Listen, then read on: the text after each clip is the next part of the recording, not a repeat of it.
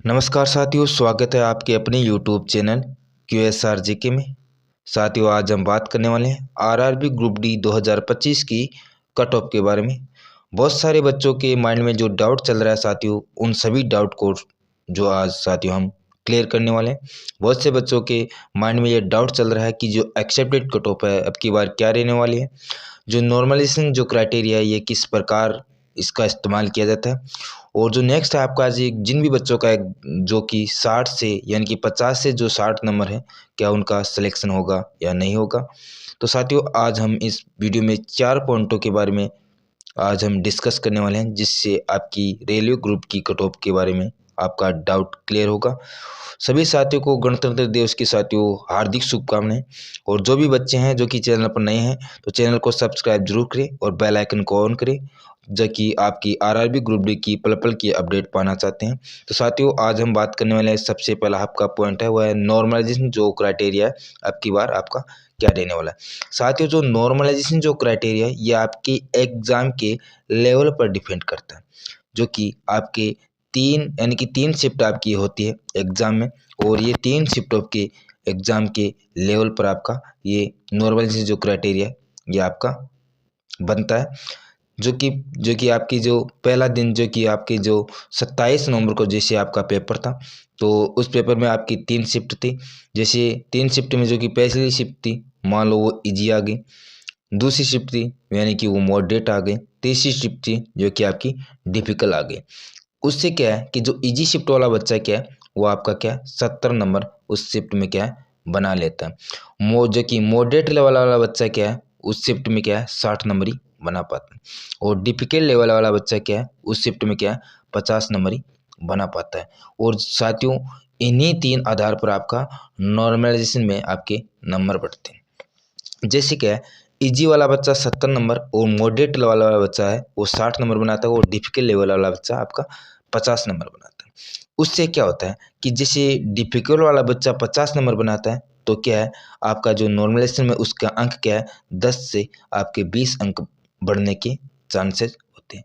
उससे क्या होता है कि जो डिफिकल्ट लेवल वाला जो बच्चा है वो क्या है इजी वाले बच्चे के पास पहुंच जाता है। क्या उसके भी क्या है 20 नंबर बढ़ते हैं तो वह क्या है 70 नंबर वाले के पास पहुंच जाता है, या उसके 10 नंबर बढ़ाते हैं तो वह मॉडरेट लेवल वाले बच्चे के पास पहुंच जाता है।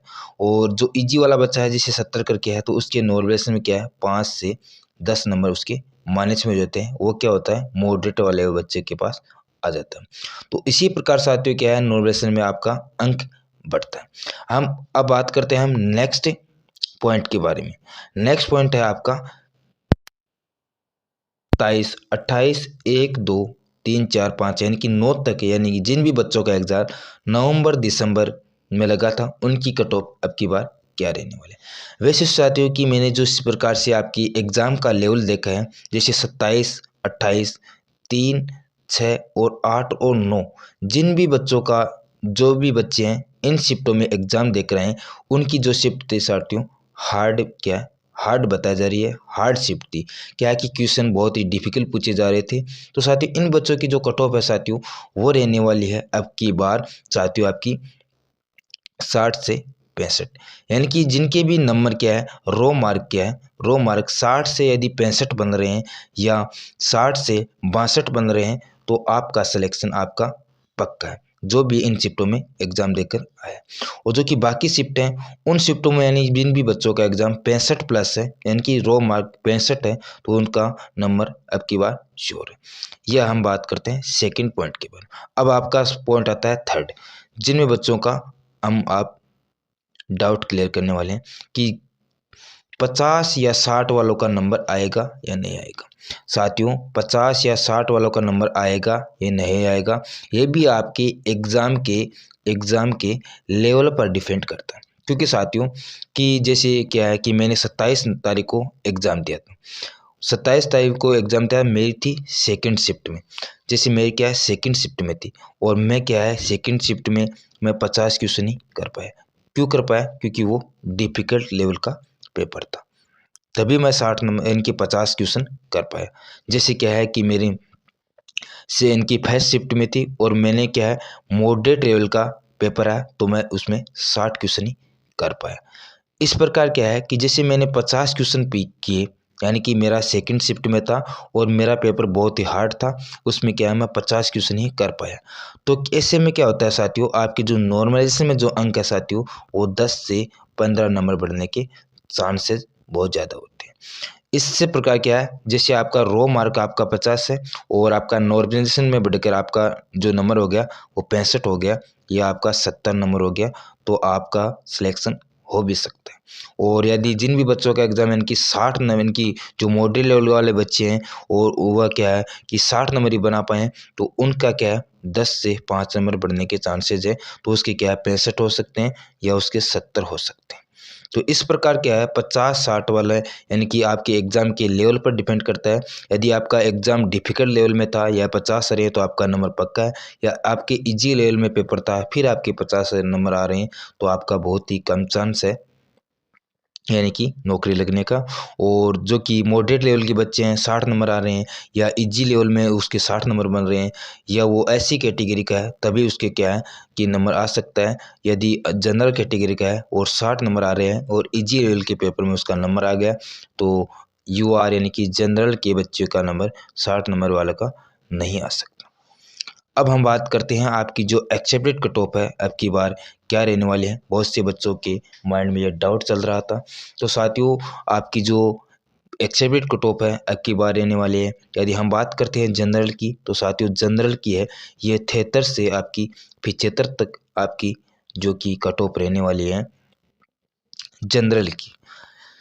यदि साथियों आपके रो मार्क आपके यानी कि 65 से 68 तक यदि आपके आ रहे हैं तो आपका जो कि रेलवे ग्रुप डी में आपका सिलेक्शन हो सकता है। यानी आपके रो मार्क कितने हैं 65 से आपके 68 तक हैं और आपके नॉर्मलाइजेशन में 3 से 4 नंबर बढ़ा दिए जाएँ तो यानी कि 70 से यदि 72 भी हो सकते हैं 75 भी हो सकते हैं, तो साथियों आपका जनरल में सिलेक्शन हो सकता है। नेक्स्ट आता है आपका ओबीसी कैटेगरी। साथियों ओबीसी कैटेगरी की जो कट ऑफ है अब की बार जो रहने वाली है साथियों वो रहने वाली है आपकी 68 से 70 के बीच आपकी एससी की कट ऑफ रहने वाली है। एससी की कट ऑफ साथियों आपकी जो रहने वाली है वो 65 से यानी कि 63 से 65 तक आपकी जो एससी की कट ऑफ है वो अब की बार रहने वाली है।